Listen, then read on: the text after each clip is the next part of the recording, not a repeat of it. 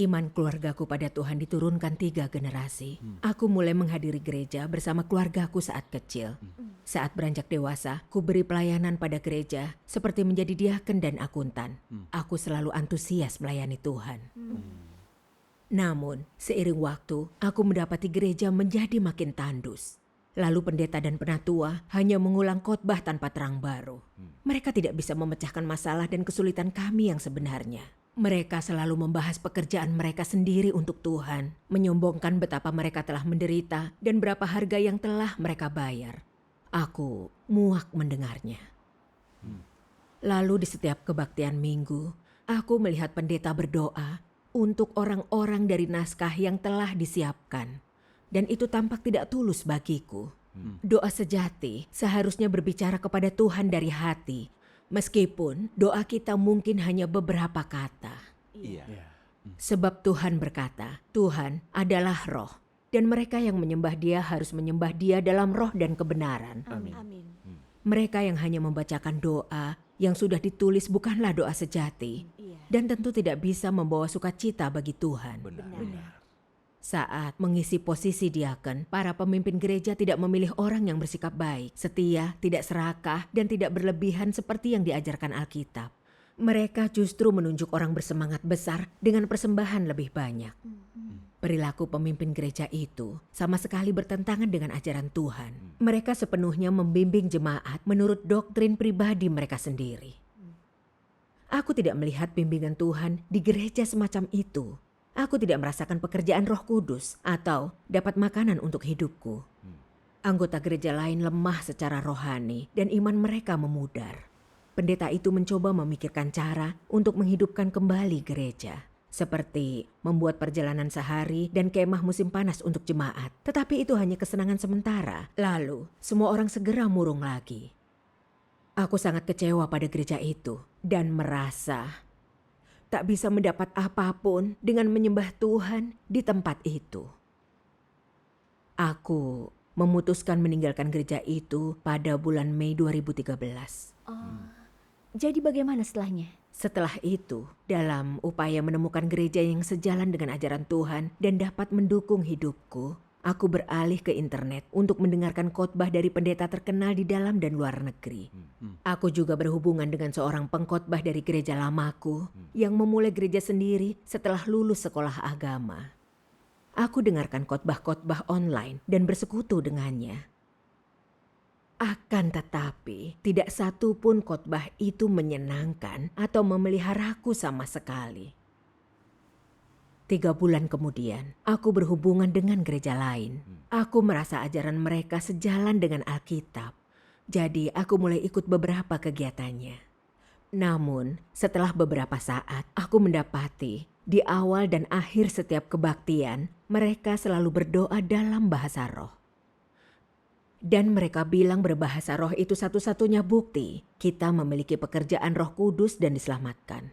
Namun aku sungguh tidak setuju karena dikatakan dalam Alkitab dalam Galatia 5 ayat 22-23. Tetapi buah roh adalah kasih, sukacita, kedamaian, kesabaran, kelembutan, kebaikan, iman, kelemah lembutan, penguasaan diri. Amin.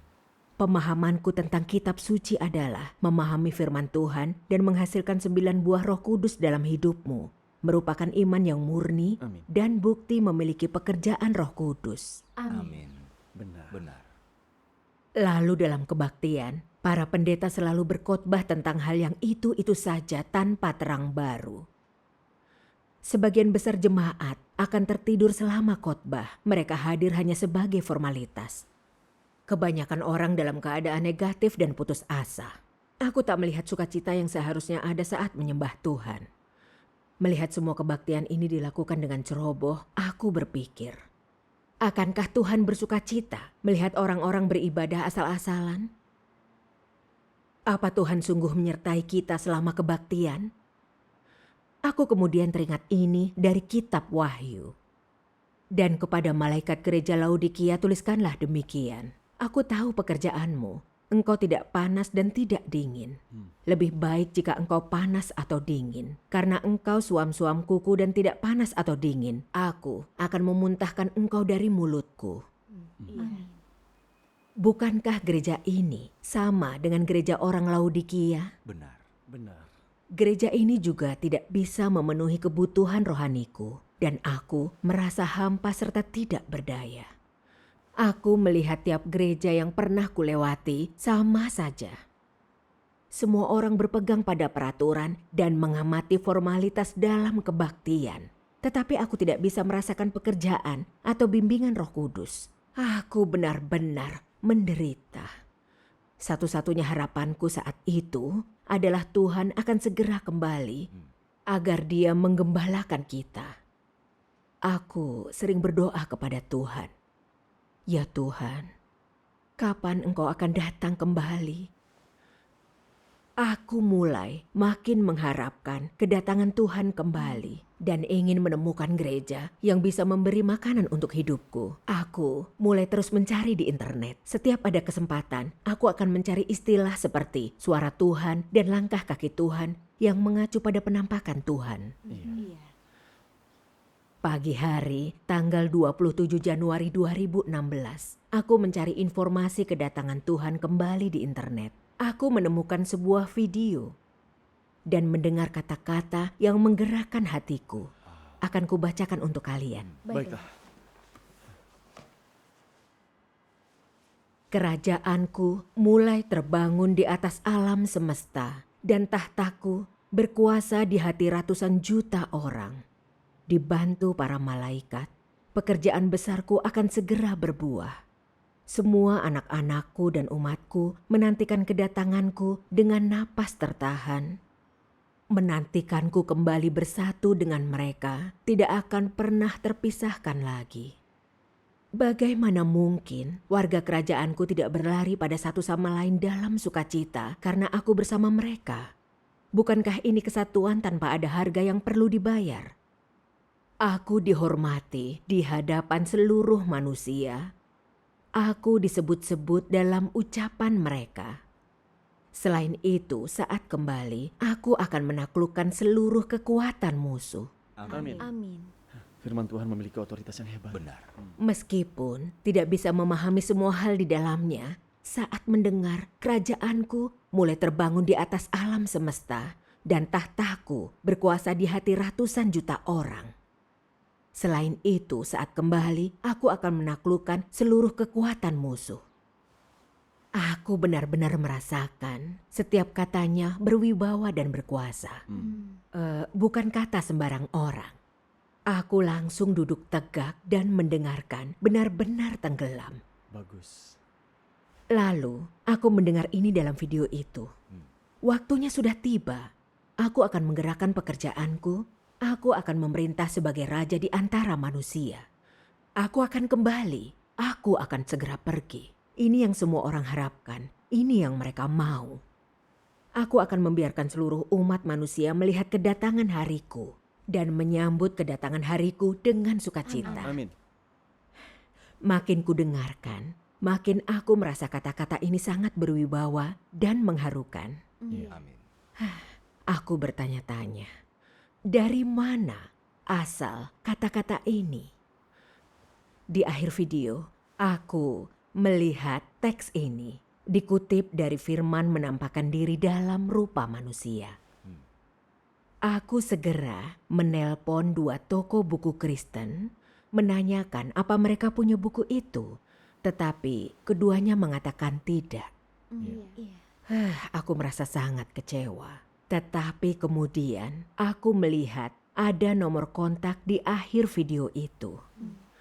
Yang segera kuhubungi. Seorang saudari menjawab telepon. Dan melalui percakapan kami, aku mengetahui ini bukanlah buku yang bisa dibeli dengan uang. Benar. Aku merasa kata-kata yang kudengar itu sangat berharga.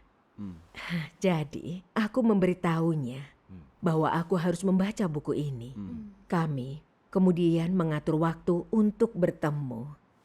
Syukur kepada Tuhan. Pada tanggal 5 Februari 2016, Saudari Wang dan Saudari Jin datang ke rumahku. Aku membicarakan situasi di gereja selama beberapa tahun terakhir. Dan bagaimana aku mencari gereja yang memiliki pekerjaan Roh Kudus dan punya makanan untuk hidupku. Mereka menanyaiku, apa pendapatmu tentang firman Tuhan yang Maha Kuasa? Ku bilang firman itu sungguh berwibawa dan berkuasa. Tidak bisa diucapkan oleh manusia. Itu tampak seperti suara Tuhan. Saudari Wang menjawab, firman ini adalah suara Tuhan. Ini firman yang dikatakan oleh Tuhan Yesus yang datang kembali. Tuhan yang Maha Kuasa dalam daging. Tuhan yang Maha Kuasa melakukan penghakiman dimulai dari rumah Tuhan di akhir zaman. Dia ungkap semua kebenaran yang menyucikan dan menyelamatkan manusia. Dia menyingkap semua misteri 6.000 tahun rencana pengelolaan Tuhan. Misteri 3 tahap pekerjaan Tuhan menyelamatkan manusia. Misteri inkarnasi dan kisah nyata di balik Alkitab. Bagaimana iblis merusak manusia, bagaimana Tuhan menyelamatkan manusia, bagaimana orang dibebaskan dari dosa dan ditahirkan Tuhan, apa kesudahan umat manusia nantinya, bagaimana orang-orang harus mencari untuk diselamatkan, masuk kerajaan Tuhan, dan lainnya. Tuhan membagikan semua misteri dan kebenaran ini dengan kita. Amin. Ini menggenapi nubuat Tuhan Yesus. Banyak hal lain yang bisa kukatakan padamu, tetapi engkau tidak bisa menerimanya saat ini. Namun, saat roh kebenaran itu datang, dia akan menuntun engkau sekalian ke dalam seluruh kebenaran. Karena dia tidak akan bicara tentang dirinya, tetapi dia akan menyampaikan segala yang telah didengarnya. Dan dia akan menunjukkan hal yang akan datang padamu. Amin. Firman menampakkan diri dalam rupa manusia, berisi ucapan yang diungkapkan Tuhan sendiri di akhir zaman. Itu air hidup yang Tuhan berikan pada kita dan jalan menuju hidup kekal. Kita hanya perlu ikut jejak kaki anak domba dan mendapat firman yang diungkapkan Tuhan untuk dapat makanan bagi hidup kita. Lalu, roh kita yang kering bisa diberi makan dan disirami. Benar. Aku tercengang mendengar dia mengatakan ini. Apa Tuhan sungguh telah kembali? Tuhan yang Maha Kuasa adalah Tuhan Yesus yang datang kembali yang kurindukan. Meskipun aku tahu Tuhan Yesus akan kembali, aku tidak sepenuhnya bisa menerima Tuhan yang Maha Kuasa dalam kesaksian mereka. Namun aku berpikir tentang orang Farisi yang selalu menunggu kedatangan Mesias. Tetapi saat Tuhan Yesus mulai bekerja, mereka menolak untuk mengakui Dia. Mereka bersikeras mempercayai gagasan mereka sendiri, dengan keras mengutuk dan menghujat Tuhan Yesus, dan akhirnya memaku Dia ke kayu salib. Benar. Mereka menyinggung watak Tuhan, lalu dikutuk dan dihukum oleh Tuhan. Itu adalah pelajaran berdarah. Iya. Aku telah memperingatkan diriku berkali-kali, agar tidak menjadi seperti orang Farisi saat Tuhan Yesus datang kembali. Aku juga memikirkan tentang Nabi Simeon dan Ana. Aku selalu mengagumi mereka dan ingin mengenali Tuhan Yesus saat Dia datang kembali seperti mereka berdua. Amin. Setelah mendengar berita kedatangan Tuhan Yesus kembali, mana mungkin aku tidak mencari dan menyelidikinya. Benar. Benar. Lalu, para saudari memberiku buku firman menampakkan diri dalam rupa manusia. Syukur kepada Tuhan. Mereka juga bilang bahwa tiap kata di dalamnya keluar dari mulut Tuhan dan aku harus cermat membacanya. Benar. Itu harus dibaca dengan cermat. Iya. Aku mulai membaca firman Tuhan yang Maha Kuasa setelah itu dan mengadakan pertemuan daring dengan saudara-saudari dari gereja Tuhan yang Maha Kuasa. Syukur kepada Tuhan. Suatu hari, aku membaca firman Tuhan yang Maha Kuasa ini. Iman yang sejati kepada Tuhan berarti mengalami perkataan dan pekerjaan Tuhan berdasarkan keyakinan bahwa Tuhan berdaulat atas segala hal. Jadi, engkau akan dibebaskan dari watak rusak, memenuhi keinginan Tuhan, dan mengenal Tuhan. Hanya perjalanan ini yang disebut iman pada Tuhan. Amin. Aku mengucapkan amin dalam hati dan mengingat kembali pengalaman dalam imanku. Aku telah berpuas diri dengan kasih karunia penebusan Tuhan Yesus. Berpikir bahwa ikut pertemuan, berdoa, baca Alkitab, dan bekerja untuk Tuhan sama dengan beriman. Aku benar-benar tidak mengerti arti iman yang sejati. Membaca firman itu sungguh mencerahkan bagiku. Syukur kepada Tuhan. Aku melihat bahwa iman membutuhkan mengalami pekerjaan dan firman Tuhan untuk mengubah watak rusak kita demi mendapat kebenaran dan mengenal Tuhan. Ini demi memiliki iman pada Tuhan. Amin. Benar. Kata-kata yang singkat dan padat ini sepenuhnya menjelaskan arti iman yang sejati dan menunjukkan padaku jalan bagaimana mempercayai Tuhan. Syukur kepada Tuhan.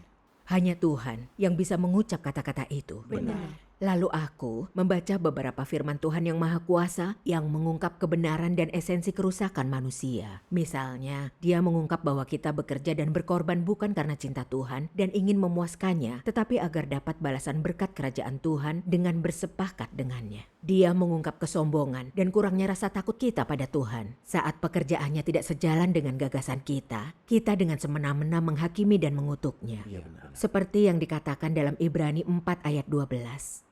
Karena firman Tuhan itu kuat dan hidup dan lebih tajam dari pedang bermata dua apapun, menembus sangat dalam sampai memisahkan jiwa dan roh, sendi-sendi dan sumsum, dan membedakan pikiran dan niat hati kita. Amin. Amin.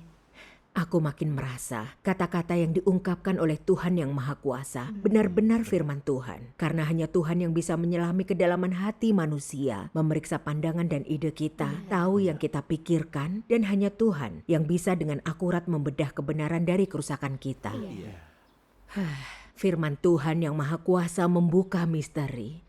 Dari begitu banyak kutipan Alkitab yang belum pernah kupahami, seperti arti diangkat yang sebenarnya, apa itu air sungai kehidupan, apa itu Yerusalem baru, siapa itu gadis bijaksana dan gadis bodoh, apa arti membuka gulungan dan ketujuh materainya, dan lainnya. Itu benar-benar membuka mataku, aku sangat yakin. Amin. Syukur kepada Tuhan. Tidak ada yang bisa menyingkap misteri Alkitab ini, Benar. kecuali Tuhan sendiri. Amin. Makin ku baca firman Tuhan yang Maha Kuasa, makin aku merasa rohaniku terpelihara. Rasanya seperti hujan yang manis setelah kemarau panjang, memelihara dan menyirami hidupku. Syukur. Kepada Tuhan. Aku menjadi sangat yakin bahwa ini kata-kata Roh Kudus Benar. dan Tuhan yang berbicara pada umat manusia. Bahwa Tuhan yang Maha Kuasa sungguh Tuhan Yesus yang kembali. Amin. Aku mengalami makna di balik firman Tuhan Yesus. Tetapi orang yang minum dari air yang kuberikan tidak akan pernah haus lagi. Air yang akan kuberikan padanya akan menjadi sumur mata air di dalam dirinya yang memancar hingga kehidupan kekal. Ternyata hanya Kristus pada akhir zaman yang punya mata air kehidupan. Dan kini aku akhirnya menemukan sumber dari mata air kehidupan ini. Syukur kepada Kepada Tuhan. Tuhan. Dengan membaca firman Tuhan yang Maha Kuasa, ikut pertemuan, dan bersekutu dengan saudara-saudari, aku mulai memahami esensi dan penyebab ketandusan dunia keagamaan. Syukur kepada Tuhan. Syukur kepada Tuhan. Mari kita lihat beberapa firman Tuhan yang Maha Kuasa. Tuhan yang Maha Kuasa berkata, mereka yang tidak mengikuti pekerjaan Roh Kudus pada saat ini, mereka belum masuk ke dalam pekerjaan firman Tuhan. Dan sebanyak apapun mereka bekerja, atau sebesar apapun penderitaan mereka, atau sebanyak apapun mereka menyibukkan diri, tidak ada yang berarti bagi Tuhan, dan Tuhan tidak akan memuji mereka. Sekarang ini, semua orang yang mengikuti firman Tuhan zaman sekarang berada dalam aliran Roh Kudus. Mereka yang tidak mengenal firman Tuhan zaman sekarang berada di luar aliran Roh Kudus. Dan orang-orang seperti itu tidak dipuji oleh Tuhan. Pelayanan yang terpisah dari perkataan Roh Kudus pada masa sekarang adalah pelayanan yang berasal dari daging dan gagasan manusia. Dan pelayanan itu tidak mungkin selaras dengan kehendak Tuhan. Jika orang hidup di tengah gagasan keagamaan, mereka tidak dapat melakukan apapun yang sesuai dengan kehendak Tuhan, dan meskipun melayani Tuhan, mereka melayani di tengah-tengah imajinasi dan gagasan mereka dan sama sekali tidak dapat melayani sesuai dengan kehendak Tuhan. Di setiap tahap pekerjaan Tuhan, terdapat pula tuntutan yang sesuai bagi manusia. Semua orang yang berada di dalam aliran Roh Kudus memiliki kehadiran dan pendisiplinan Roh Kudus. Sedangkan semua orang yang tidak berada di dalam aliran Roh Kudus berada di bawah kendali iblis serta tidak memiliki pekerjaan Roh Kudus. Orang-orang yang berada di dalam aliran Roh Kudus adalah mereka yang menerima pekerjaan Tuhan yang baru, yang bekerja sama di dalam pekerjaan Tuhan yang baru. Tidak demikian halnya dengan orang-orang yang tidak mau menerima pekerjaan yang baru. Mereka berada di luar aliran Roh Kudus, dan pendisiplinan serta teguran Roh Kudus tidak berlaku bagi mereka. Sepanjang hari, orang-orang semacam ini hidup di dalam daging. Mereka hidup di dalam pikiran mereka, dan segala sesuatu yang mereka lakukan adalah berdasarkan pada doktrin yang dihasilkan oleh analisis dan penelitian otak mereka sendiri. Ini bukanlah apa yang dituntut dalam pekerjaan baru Roh Kudus, apalagi kerjasama dengan Tuhan. Mereka yang menolak pekerjaan Tuhan yang baru tidak memiliki hadirat Tuhan dan terlebih lagi tanpa berkat dan perlindungan Tuhan. Kebanyakan perkataan dan tindakan mereka berpegang pada tuntutan masa lalu dari pekerjaan Roh Kudus. Semua itu adalah doktrin, bukan kebenaran. Doktrin dan peraturan semacam itu cukup membuktikan bahwa berkumpulnya orang-orang ini tidak lain adalah agama. Mereka bukanlah orang-orang yang terpilih atau objek pekerjaan Tuhan. Persekutuan dari orang-orang yang ada di antara mereka hanya bisa disebut kongres besar agama dan tidak bisa disebut gereja. Ini adalah fakta yang tidak bisa diubah. Amin. Setelah membaca ini aku sadar, karena gereja lamaku dan denominasi lain yang pernah kumasuki tidak bisa mengikuti pekerjaan baru Tuhan. Mereka dihapus dari pekerjaan Roh Kudus dan menjadi tempat keagamaan, serta bukan lagi gereja Tuhan. Iya. Pendeta hanya menjelaskan pengetahuan dan doktrin Alkitabiah, selalu meninggikan dan bersaksi bagi diri sendiri, memamerkan betapa mereka telah menderita dan berkorban. Mereka tidak pernah memuliakan atau bersaksi untuk Tuhan dan tidak menuntun orang lain melakukan firman Tuhan. Beberapa dari mereka memberi orang posisi gereja berdasarkan favoritisme dan bilang orang-orang yang berbahasa roh dipenuhi Roh Kudus dan membuktikan bahwa mereka diselamatkan oleh Tuhan. Mereka mencetuskan hal-hal ini berdasarkan pemikiran, gagasan, dan imajinasi mereka. Iya, benar. Memimpin gereja dengan cara ini membuat pemimpin agama menyimpang dari ajaran Tuhan dan melawan kehendak Tuhan. Mereka mengaku orang percaya tetapi tidak ikut jalan Tuhan atau menaati perintahnya. Jalan mereka sepenuhnya berlawanan dengan Tuhan. Benar. Pastinya. Bagaimana Tuhan bisa menyetujui itu? Kau benar. Tempat-tempat itu bahkan tidak dianggap sebagai gereja lagi. Itu hanya tempat untuk denominasi atau kelompok agama. Oleh karena itu aku tidak dapat bimbingan Tuhan saat menerapkan iman di sana. Aku hanya dibiarkan kering secara rohani dan tidak memiliki makanan. Iya. Setelah itu kami membaca beberapa firman Tuhan yang maha kuasa lagi.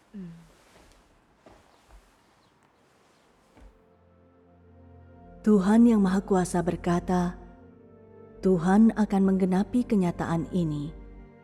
Dia akan membuat semua orang di seluruh alam semesta datang ke hadapannya dan menyembah Tuhan di bumi, dan pekerjaannya di tempat-tempat lain akan berhenti, dan orang akan dipaksa untuk mencari jalan yang benar.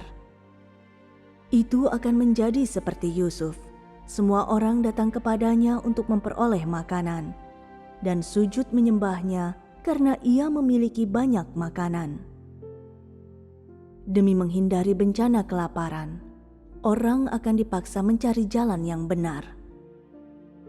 Seluruh komunitas keagamaan akan menderita bencana kelaparan yang hebat, dan hanya Tuhan zaman sekarang merupakan sumber air hidup yang memiliki sumber mata air yang selalu mengalir, yang disediakan untuk manusia nikmati, dan orang akan datang dan mengandalkan dirinya.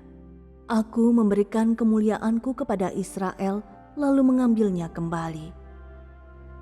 Dan setelah itu aku membawa orang Israel ke timur dan semua manusia ke timur.